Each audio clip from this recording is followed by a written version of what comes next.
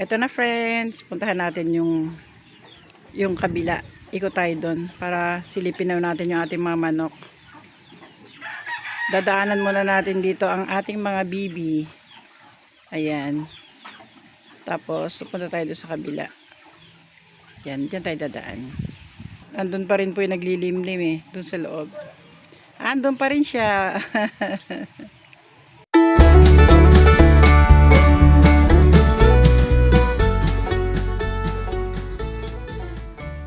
Yan, after dito, punta tayo dun sa kulungan ng mga manok.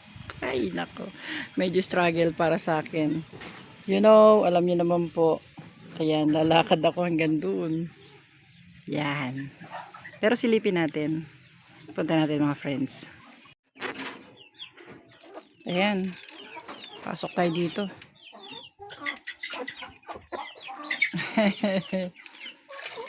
Parang masikip na rito Ay, tignan natin. Papasok.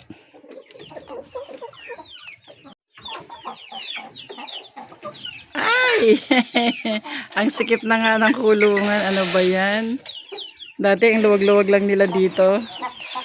Ngayon, eto na po yung apat natin. Friends, ang lalaki na Ayan ayan yung unang-una nating. Ito. Yan yung unang nating na-incubate. Ayan na sila, ang lalaki na Wait lang, lalapitan natin Sarado lang natin tong ating pinto. At sila'y lalabas. Ayan, sarado natin. Ayan. Ayan, ito sila. Tignan ninyo. Ito na yung apat noon. Nakauna-unahan natin na-incubate. Ito sila.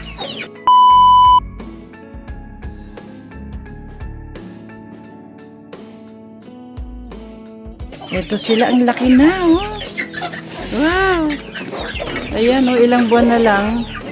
Pwede na rin silang maging ito, ang inahin nito 3 Yan. Pwede na silang mangitlog ilang buwan na lang. Isa lang dito ang lalaki sa 4 na to.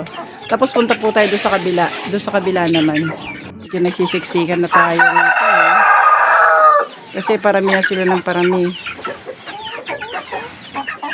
Ayan.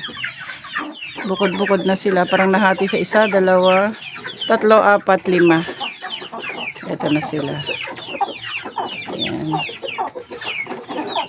Lalo na pag nailabas na yun, okay na guys. Nailabas na yung mamumunting yun. Yung mamumunting sisiw na nakakulong sa cage. Pag napakawala na rin sila, kailangan natin i-divide ng isa't isa. Maging malaya sila. Biglang laki tong 4 na to Ang cute naman ng mga lahi nila. Ano po? Yan, itong 4 na to. Ang cute ng lahi. Ang cute ng naging outcome nila. Sila to yung mga sinasabi ko po sa inyo. Ilang weeks na lang, malamang mangitlog na rin itong mga ito. Ayan. Ayan. Sa 2, 3, pang-4 yung lalaki. Yung Plymouth Rock. Puntahan natin. Tingnan nyo po yun Yung dating 3 weeks old, ayan na po. Ang lalaki na rin Iba talaga yung mga tapos actually ito yung mga pinagmulan nila Ito yung mga inahin nila Ito, anak na ito ng mga yon na nasa loob na yon. Tapos ito naman, anak niya itong mga ito. Ito po yung Plymouth Rock Ito lang ang nag-iisang lalaki sa 4 na yan. Ayan. Yan ang nag-iisang lalaki. At 3 babae. Sila yung kauna-unahan natin na incubate. Yan. Ang lalaki na po, diba friends? Konti na lang yan. Maglalay na rin ng egg yan. Ito naman yung mga pangalawa sa mga ito. Actually, namatay muna yung 18. Tapos bago kami nag-incubate, ayan naman po yung produkto. Sunod dito sa mga ito. Namatay yung sunod. Tapos na-incubate ulit kami. Ayun. Sila naman. And then, ito yung last na. Ito namang nasa cage na to. Ito yung latest. Pero may bago pa ron. May bagong latest pa. Mas latest na latest sa latest. Ayan po.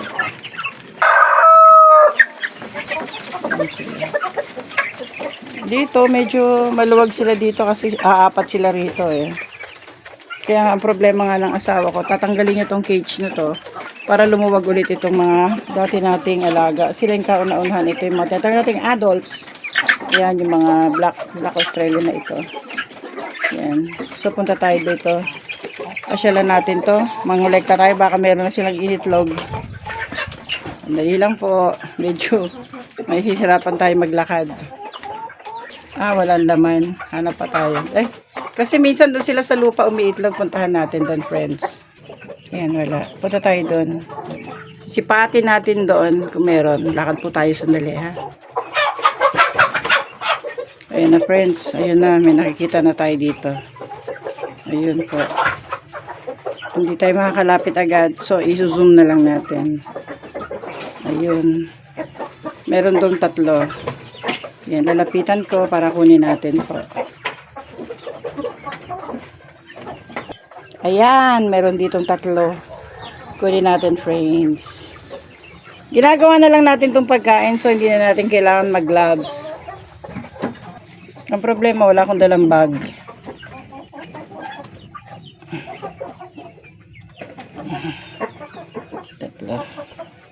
Ito, meron po tayong 3 piraso. Ayan mga bibi. Hi bibi. Meron din pong naglilimlim dyan. Isa sa mga iyan. Ayan, dito lang sa kabilang side ang ating mga manukan. Ayan. So, kaninang umaga meron na tayo nakuhang 5. Oh, nag-increase na sila. 8 na ngayon. Yung 5 doon sa kabila. 3 sa kabila, 2 dito. Tapos ito ngayon, hapon na po kasi ngayon, alas 4 na. Naisipan namin puntahan dito para lagyan sila ng tubig. Yun. Tapos sabi ko nga, titingin ako dito baka meron nag-lay. Ito na nga, may 3 tayo nakuha. Napakasarap po mag-alaga ng ganito. Kasi pagka lalo't namumulot ka ng mga ganitong kagagandang eggs, ang sarap po sa pakiramdam. Kahit pa sabihin mo pinakakain mo sila, binibilhan mo sila ng feeds. Iba naman po yung ligayang dinudulot nila sa atin. Ayan. From there, sinakop na po namin itong buong lote. Kasi nga po, hindi na po magkasya yung ating mga alagang manok. Di ba friends, nakita nyo naman, nagsiksikan na sila dun sa loob. Maliliit pa po yun, lalo na pag nagsilaki sila. Tignan po natin. Iwawakwakin na po namin itong lahat na to para gawin ng isang buo sila. Syempre, ibubukod natin itong ating mga bibi. Ayan yun. Ito na. Ito yan. Tatanggalin natin yung harang na yan. Siguro, i-divide na lang ng asawa ko yan. Kung ilang division yung gagawin niya, at least mas maluwag po. So far, dito ngayon sa atin sa Cavite, medyo lumalamig-lamig na siya ng konti. Hindi katulad nung last month o last week, na napakainit po, sobra. Kahit na ito po ang lugar na hindi gaanong tinatablan ng init, na maraming mga puno, pero nung last time ay sobra po ang init niya. Mahangin siya pero masakit po sa balat yung kanyang mga init. Ayan, check natin friends. Friends, parang sasakupin na namin to ng buo. Ayun, nabakura na ng mister ko hanggang dito. Yan, puputulin na natin tong ibang puno or hindi siguro, dyan na lang. Yan natin umikot-ikot yung mga manok dyan. Ito, kakalasin natin itong mga to para lumaki sila. Yan, bahala na, i-divide na natin to into 4 para malaya naman sila dito. Yan, kasi naghahanap yan ng mga damo-damo eh. Baka sakali dito natin sila mapapakain ng mga gusto nilang damo. Ito naman po, puro puno naman tong aming katabi. So, walang masyadong problema. Ayan. Kaso hindi atin yan. Hanggang dito lang tayo. Ayun. Yan, may mga puno. Yan. Yan. Ayun po yung kulungan nila. So, i-extend na natin sila. Lahat dito. Yan, binabakuran na namin isa-isa. Yan na friends. So, yan lang po ang update ko today. See you on my next video. This is Lengs TV. Bye! pansamantala.